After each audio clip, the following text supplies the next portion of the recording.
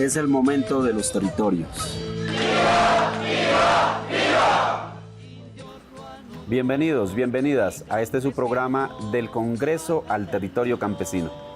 En esta ocasión vamos a hablar de un tema muy importante que es el pensamiento crítico y humanista. El pensamiento crítico es precisamente el cuestionamiento a esas corrientes de pensamiento, en nuestro caso eurocentristas o del norte de nuestro planeta, que vienen a imponernos formas de ser, que vienen a imponernos comportamientos que muchas veces no tienen nada que ver con nuestras realidades. En Colombia tenemos grandes pensadores que nos han ayudado a interpretar la realidad desde las dificultades que tienen nuestras comunidades en los barrios, en el sector rural, las comunidades indígenas, afros, campesinas, que viven su día a día luchando con la naturaleza para poder subsistir. Esa es la invitación que nos hace, por ejemplo, maestros como Orlando Falsborda, que nos enseñó también a que debemos investigar la realidad con los elementos propios que tenemos desarrollados desde nuestras experiencias y nuestra práctica. La investigación-acción participativa fue una propuesta alternativa a esa metodología del modelo científico que únicamente consulta una realidad que se la puede demostrar a través de los medios físicos y no tiene que ver con los problemas que se interpretan desde las personas, es decir, la espiritualidad, la subjetividad que es tan característica de los seres humanos. Por eso hemos propuesto desde nuestra curul un proyecto de ley que exalta el pensamiento crítico y humanista como una herramienta para la construcción de paz y para las transformaciones desde nuestras propias comunidades. El pensamiento crítico debe tener también unos apoyos desde parte de la institucionalidad, donde los libros, las investigaciones, las producciones, las podamos consultar y sean una herramienta importante para transformar nuestra realidad. El pensamiento crítico es una herramienta importantísima para el desarrollo propio de nuestras comunidades.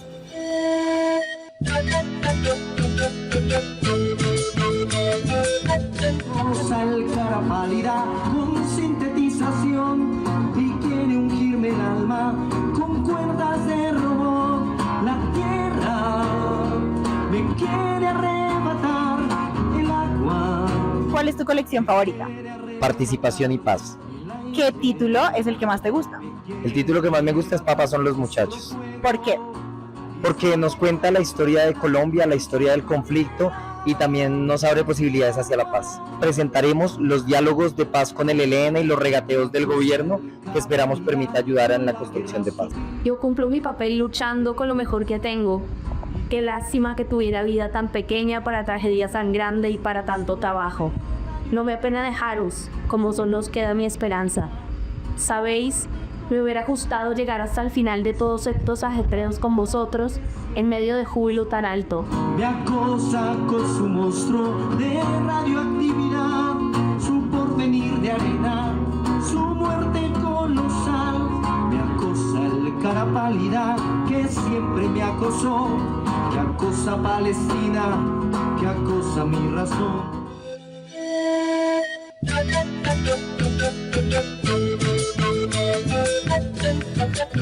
En esta sección de nuestro programa del Congreso al Territorio Campesino sobre el pensamiento crítico y humanista tenemos una invitada especial, a la pedagoga profesora Patricia Brión Cruz, profesora de la Universidad Pedagógica Nacional.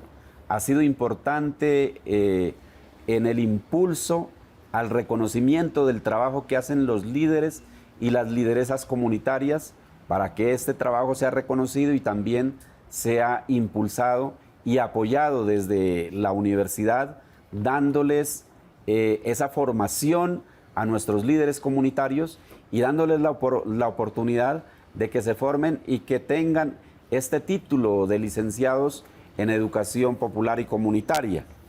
Pero queremos nosotros también presentar esos esfuerzos que vienen haciendo desde diversas iniciativas, por ejemplo, como la editorial La Fogata, que nos brinda la oportunidad de tener estos libros que otras editoriales no han querido publicarlos.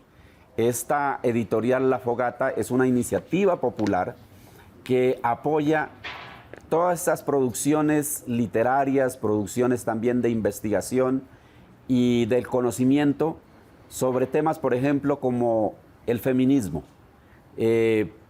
temas que tienen que ver con la cultura de paz, temas que tienen que ver con el medio ambiente, temas que tienen que ver con los derechos de las mujeres, de los niños, las niñas y la juventud. Por eso la invitación es a que estos libros que son tan importantes para nuestra niñez, para nuestra juventud, los apoyemos, los adquiramos.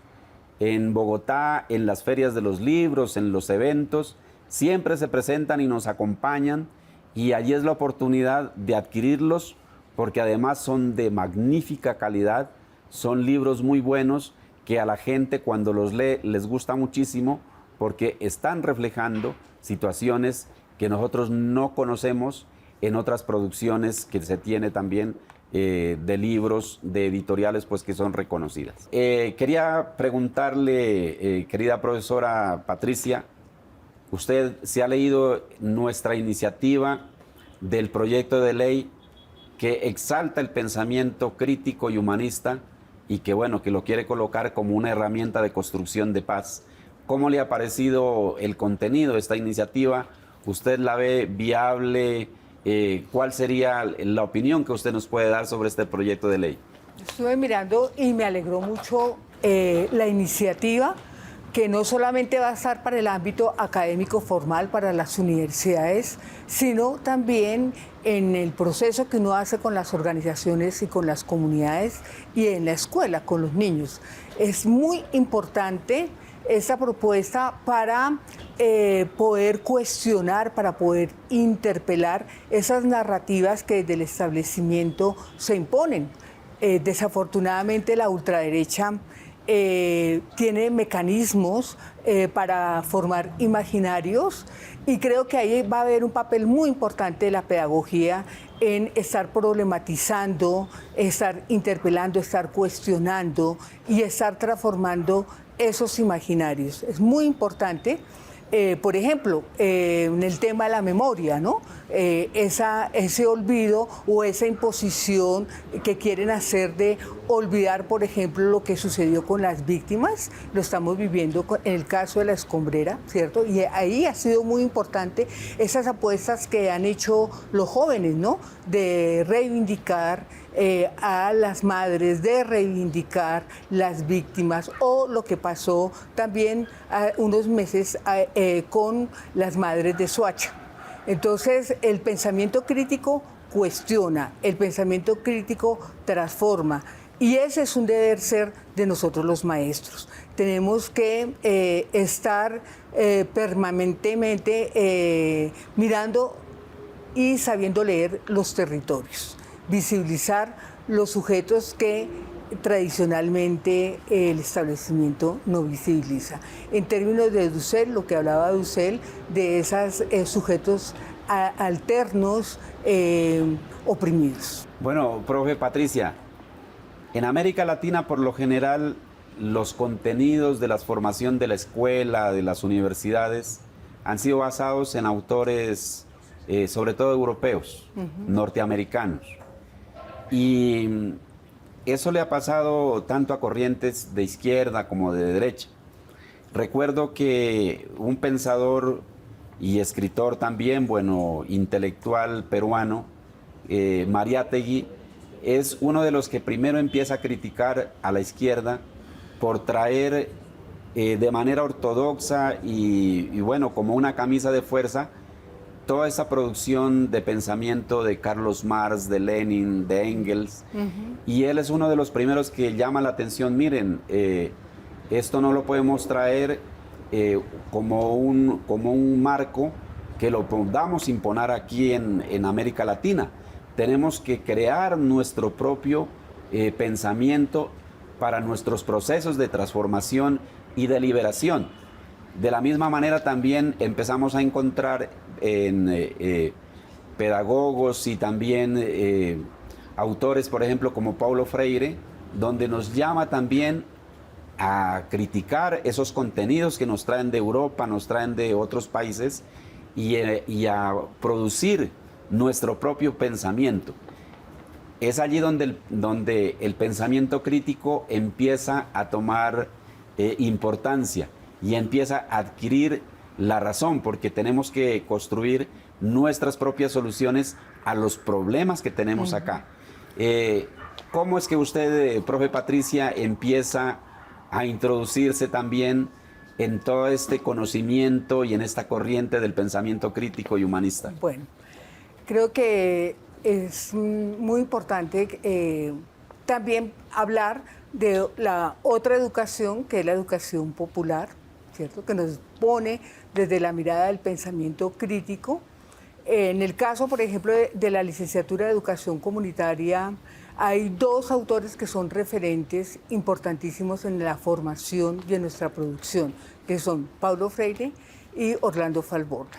Son dos referentes teóricos importantes que han aportado al pensamiento crítico. A nivel latinoamericano, digamos que emerge lo que nosotros denominamos el paradigma liberador, el paradigma nuevo que se contrapone precisamente en lo que usted dice, senador, contra esas formas hegemónicas que posicionan el poder establecido.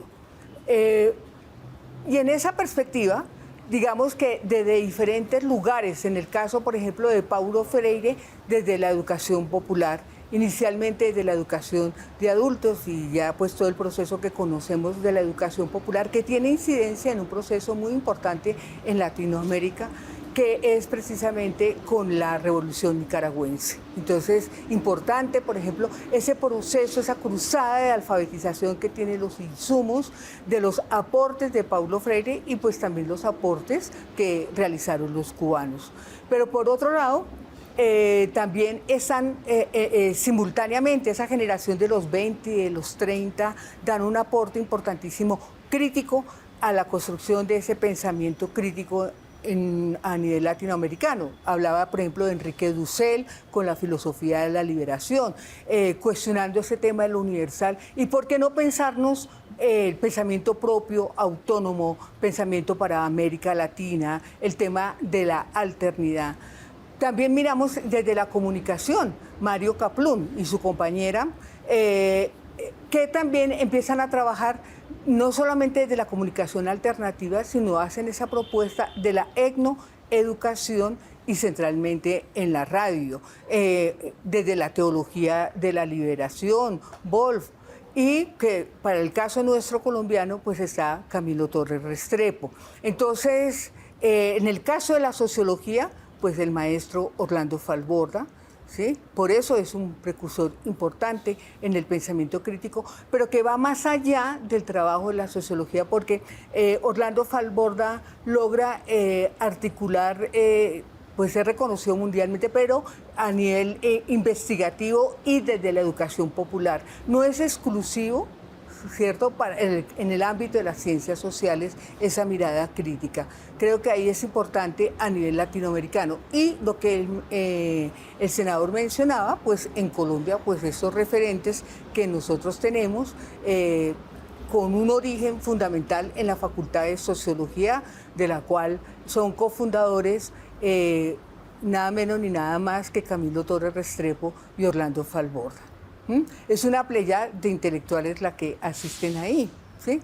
Nuestro Alfredo Molano, la profesora Magdalena León, ¿sí? Pero que en el currículum, por ejemplo, tiene una incidencia Eduardo Umaña Luna, también es un pensador crítico y que su hijo, ustedes lo mencionan en el proyecto, por todas las acciones que ellos desarrollan también en el tema de derechos humanos. También podríamos decir, bueno, que nuestro Señor Jesucristo fue uno de los primeros que empezó a criticar el pensamiento, ¿no? Él resumió los más de 100 códigos que tenía la religión en ese momento a un solo, ¿no? Que es amaos los unos a los otros, la pedagogía del amor. Y allí nosotros podemos encontrar a lo largo de esos 2000 años,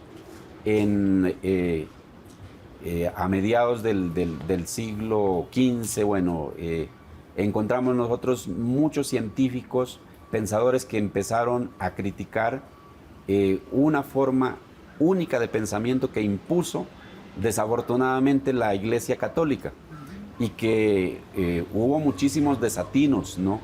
Gente que fue expulsada, gente que fue condenada a la hoguera, gente que fue acallada por temor pues a ser quemados en la hoguera.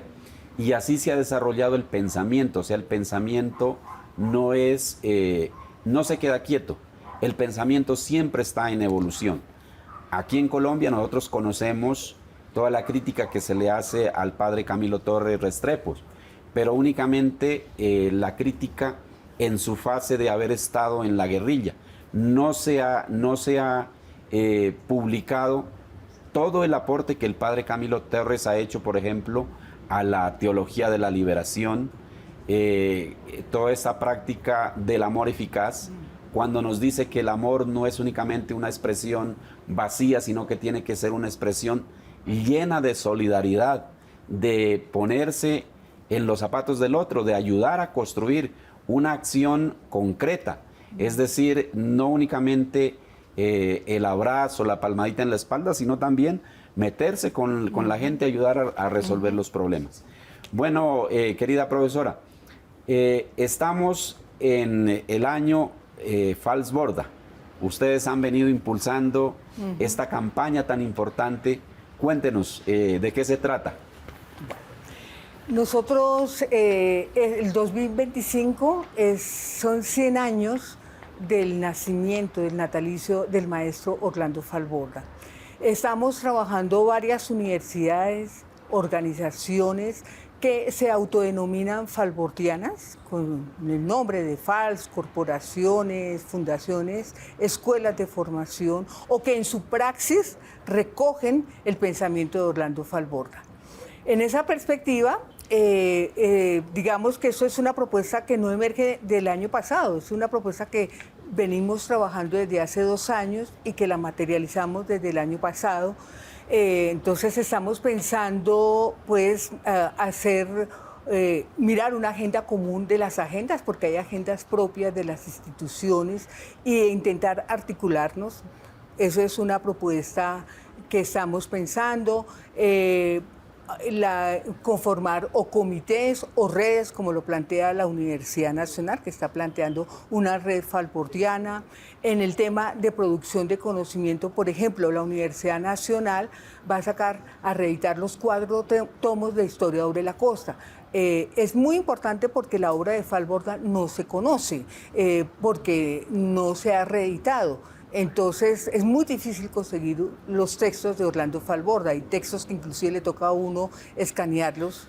Entonces el sacar los 4 tomos de Historia sobre la Costa, el sacar los textos inéditos, otras instituciones están escribiendo sobre Orlando Falborda, o estamos también estudiando textos que no son muy conocidos del maestro. Entonces es muy importante. Y hacer una pedagogía desde la propuesta del diálogo de saberes, de conversar, de entusiasmar a los niños, a estos jóvenes en el legado del pensamiento y la obra del maestro Orlando Falborda. También nosotros gestionamos una carta, digamos, ante el Senado para que se declarara el año Falborda. Es una carta que firmaron pues nos llamó la atención no solamente los senadores del Pacto Histórico o de Colombia Humana, sino pues que logra recoger senadores de otras corrientes, porque Falborda, pues toda la incidencia y el afecto que tuvo, que fue muy reconocido, su amorosidad. Entonces, eso creo que también es eso. Y la Universidad del Atlántico declaró el año Falborda en noviembre, y nosotros en la Universidad Pedagógica lo declaramos en diciembre, el año Falborda.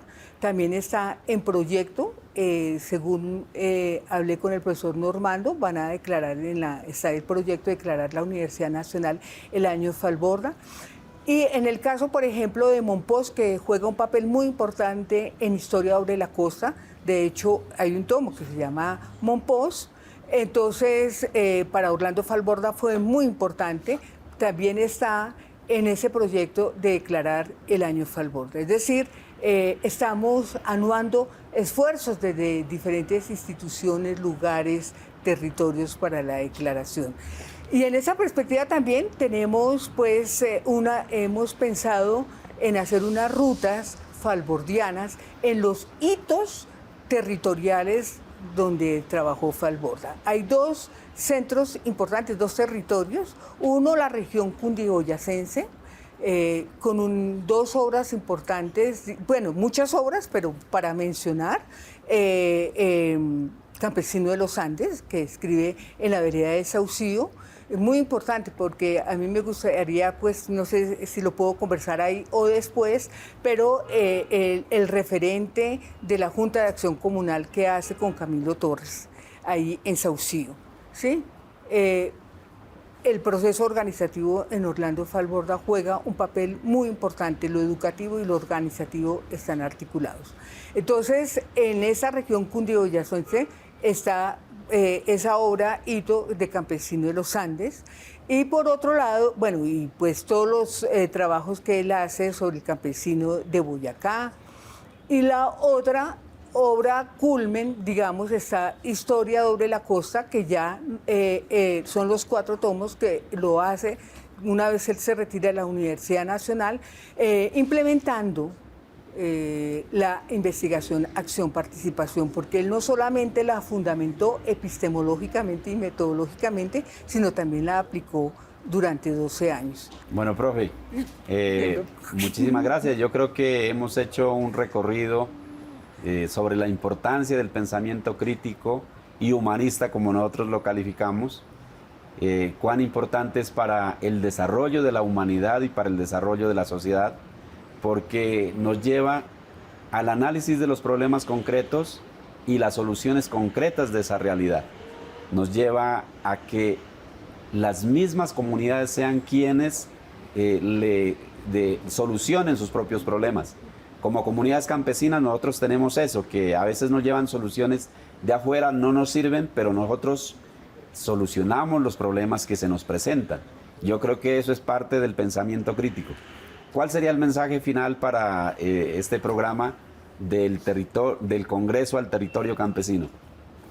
Leer, hacer círculos de estudio, diálogo de saberes sobre el maestro Orlando Falborda. Orlando Falborda sigue siendo vigente. Las propuestas hoy, en esta coyuntura, lo de ordenamiento territorial, por ejemplo. Quería no dejar este programa sin no mencionar una obra muy importante, que es la violencia en Colombia. Porque la violencia en Colombia es donde él hace ese giro de la mirada crítica de la sociología, ¿cierto? Mirando las grietas, las estructurales de la violencia en Colombia que hoy pervive, la impunidad. Bueno, muchísimas gracias, profesora. Muy gentil por la participación en este programa del Congreso al Territorio Campesino.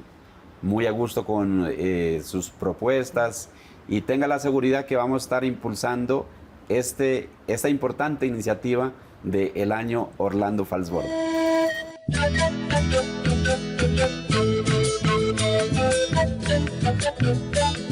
Hola, mi nombre es Ana Castillo, soy una líder juvenil y mi pregunta para el senador es ¿Por qué considera que es importante el reconocimiento del pensamiento crítico del padre Camilo Torres?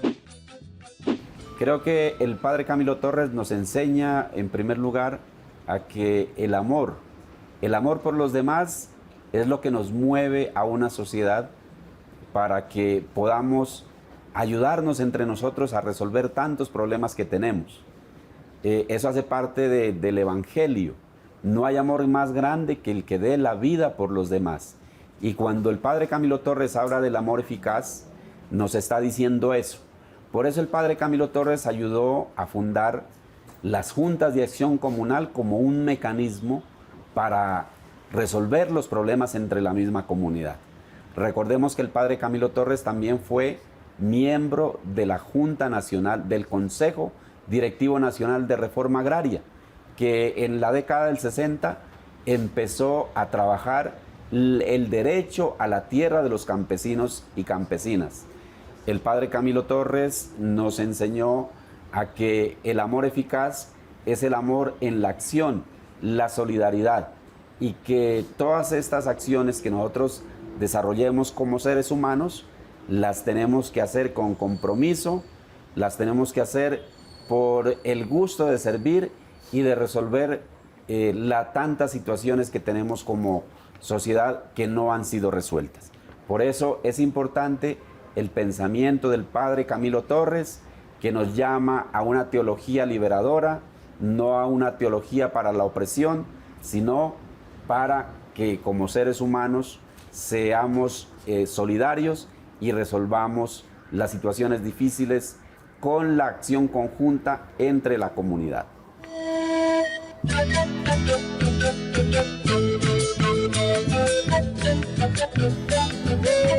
Bueno, hemos llegado al final de este programa del Congreso al Territorio Campesino con este tema tan importante, el pensamiento crítico. Quiero agradecerles a todo el equipo del canal del Congreso por darnos la oportunidad de poner en visible, de comunicar estas iniciativas que estamos desarrollando y llevando en el Congreso de la República. Por supuesto, quiero agradecer a nuestra invitada, la profesora Patricia Brión Cruz, que nos ha hablado también de esta importante iniciativa que en este momento ya está en desarrollo, que es el Año Orlando Falsborda. Profesora, muchísimas gracias por estar en este programa. Gracias, y bueno, que sean otros programas donde podamos mostrar los avances, las producciones, las propuestas pedagógicas del centenario.